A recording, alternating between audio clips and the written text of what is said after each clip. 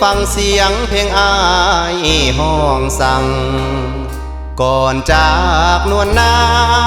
งอ้ายยังได้ให้สัญญา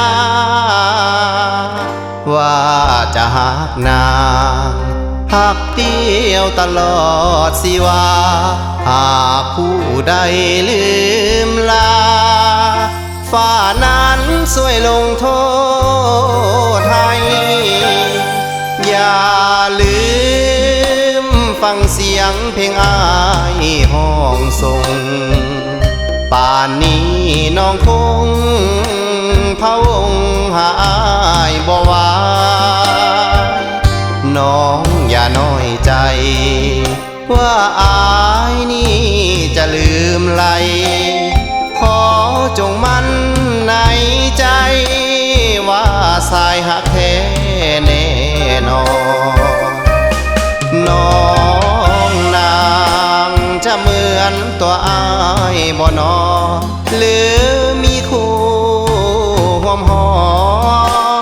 พานอจากอ้ายไปก่อนน้องอย่าได้ลืม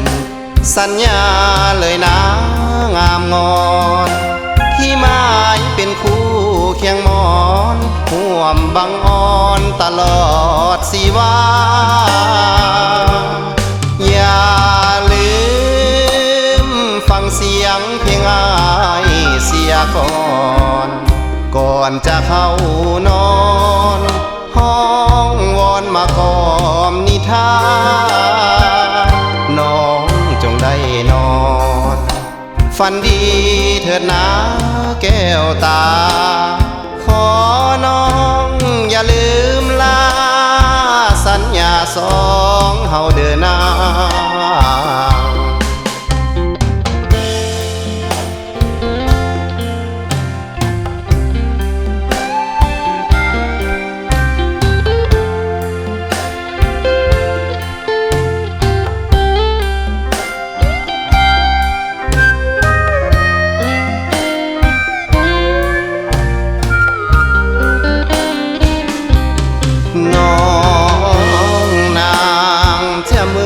ตัวอ้า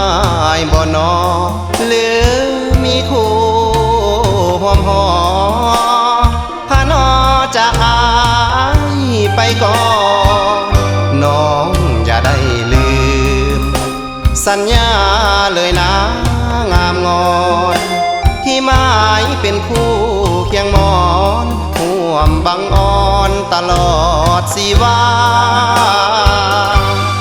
อย่าลืมฟังเสียงเพลงอ้ายเสียก่อนจะเข้านอนห้องวอนมากอมนิทานขอน้องจงนอนฝันดีเถิดนะแก้วตา